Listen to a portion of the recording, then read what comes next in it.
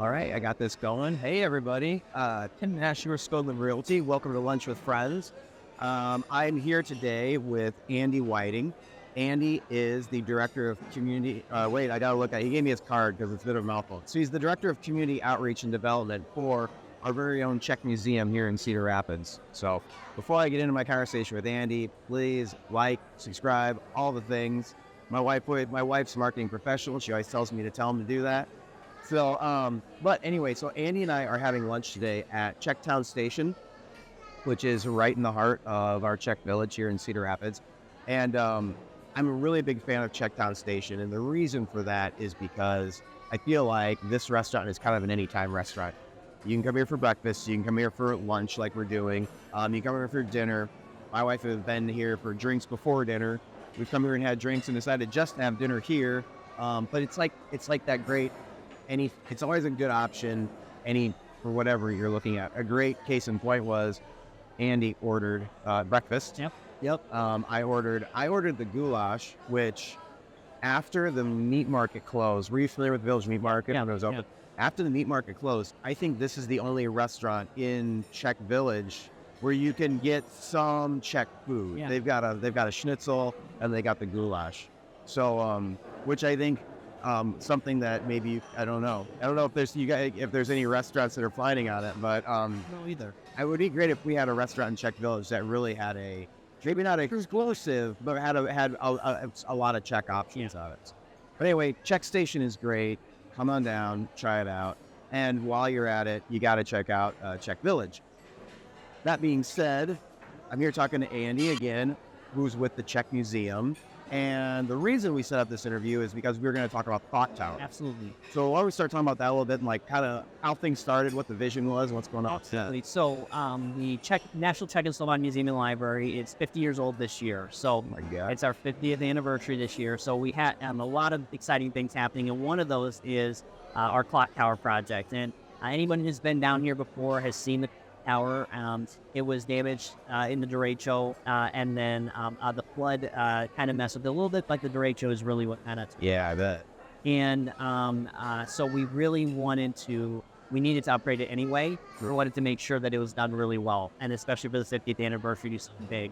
So what we are doing is, it is a Prague-style orloy. Okay. And orloy is kind of a strange word, but it's for lack of a better term, it's an astronomical clock. And so the oldest one still in operation is actually in Prague. I saw it in February when I was over there. It was built in 1410. Wow. It's still in operation. Wow. To this day. And you got to see it. Got to see it. It's not, that's fantastic. Crowds gather every hour. They have the 12 apostles that come out and do what I'd call a dance. They spin around to the music and then they go back in. It's that's a mechanical thing, right? They're actual. Okay, gotcha. Yeah, they're on two different carousels. Awesome. And they come in and out, and I've seen pictures of the inside. It's a dumbweight system. It's very amazing. Ours will not be like that, right? Necessarily the inside of it. The outside will look similar. We're gonna have 12 figurines that are gonna be immigrants. So they're going to represent different immigrants. Oh my God, that's so cool. Be a meat packer. One will be I believe there's an accordion player. They're going to represent the immigrants. And just to pause real quick, I think some people don't understand. Like I grew up in Cedar Rapids, and Andy's obviously. Well, you grew up here. Right. You grew up here, right? But I think like some people don't. Like some people that move here are like, Czech Museum. What's that like? Well, I don't get it. So Cedar Rapids, I believe this is still true. Cedar Rapids has the highest concentration of Czech immigrants.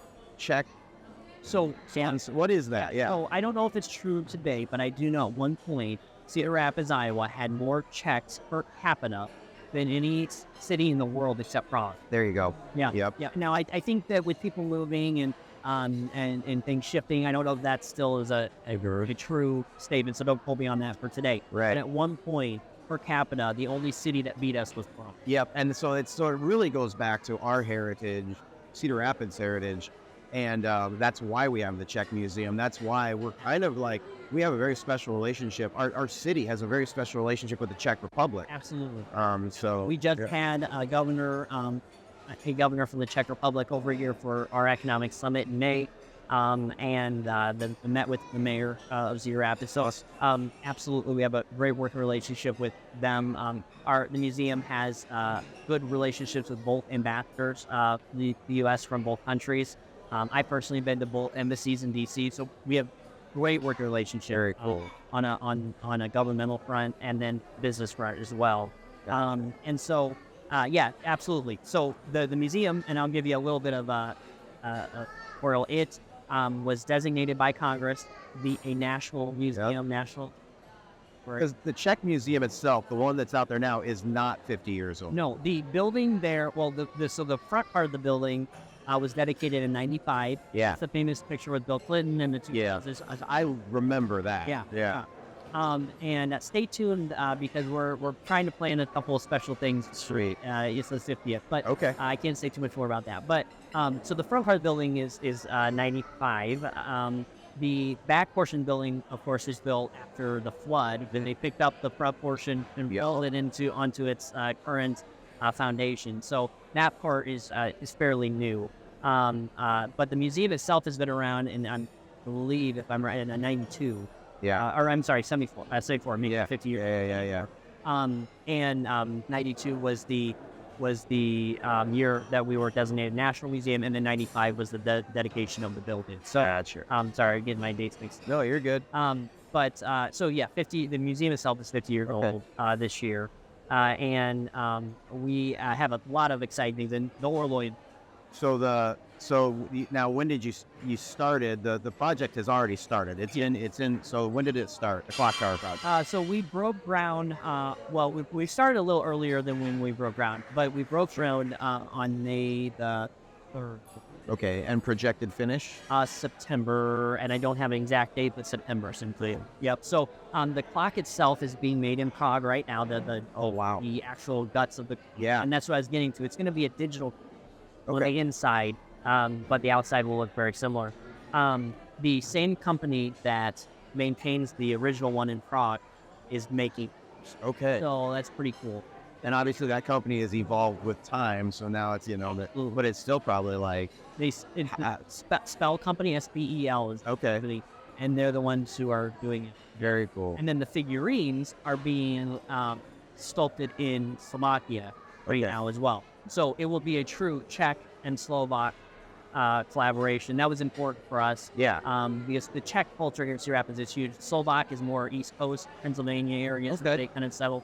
But because they're, so tightly knit, they made us the Czech and Slovak museum. We wanted to make sure we recognize both of those heritages. So we have the Czechs making the clock, the Slovaks making the figurines, and we're really excited about it. So the actual components are being made currently. Good. They're working. If you've driven by, the clock tower has been dismantled and kind of I mean, I think y'all know what we're talking about right there at where the bridge is. If you're out coming out of the Czech Village and you're hitting the bridge, it's right there on the left. I think it's pretty. It's not hard to miss. Yeah, you can't miss it. So the project's going along really well.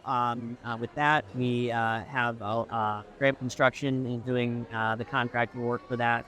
And we're really excited about what it's going to be when it's done. We really think it's going to be a destination place for folks coming off the Light Line Loop project that the city's working on, on the trail there. Yeah. Or, even, like I said, when I was in Prague, every hour. Well, I love that you're every hour there's going to be an opportunity for people to gather and see that. Yeah. And I mean, I can think back to times when I've gone on family trips to historical places, something, but I feel like there have been times where there's been a clock and you're saying you're waiting for the clock to do the thing, and so I think that's great that we're going to kind of have that. So, and it will be, when it's finished, the only one in North America.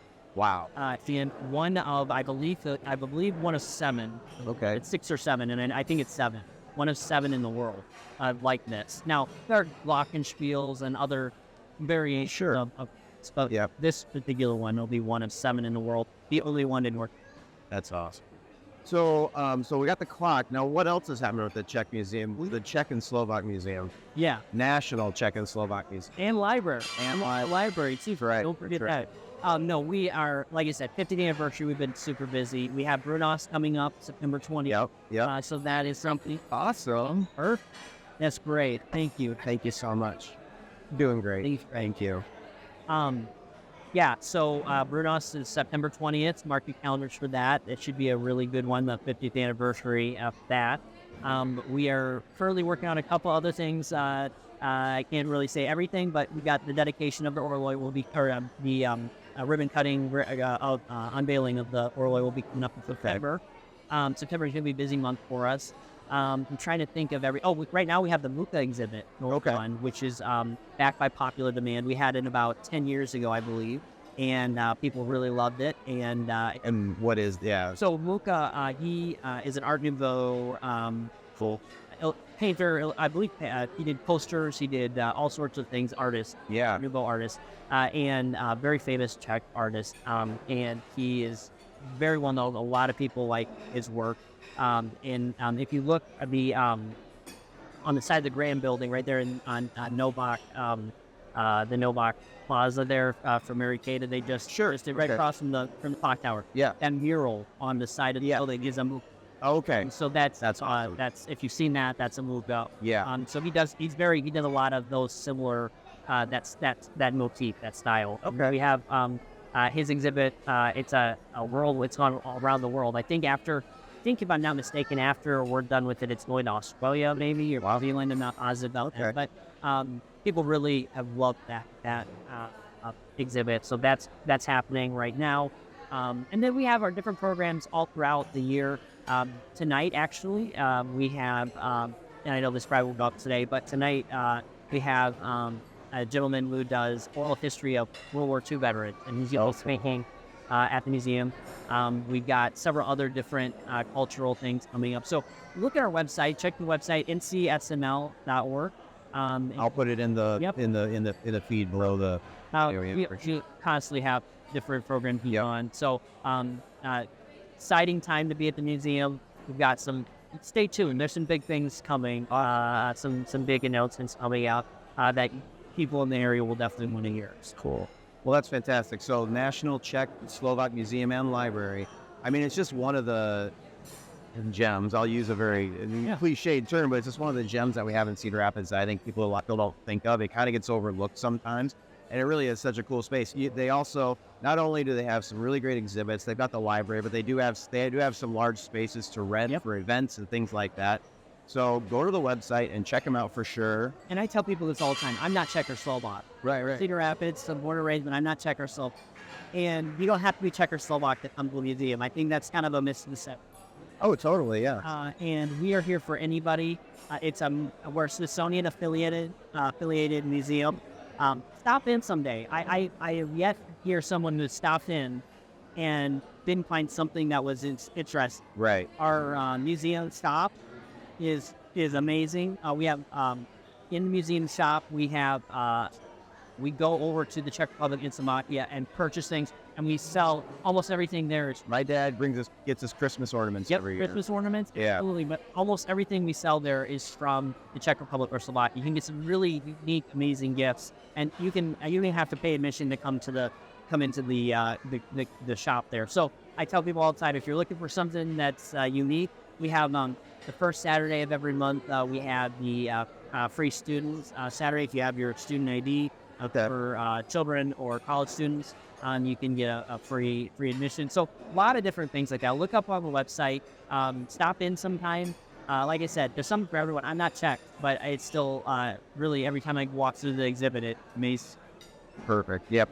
So that's great. Well, thanks so much, Andy, for being on and doing the interview. And we're going to enjoy some food now, but come check out Czech Station. Yep. In Czech Village, and then please go to the website and check out the National Czech and Slovak Museum and Library. Got it that time. All right. Thanks so much for watching, and hope to see you next time on Lunch with Friends.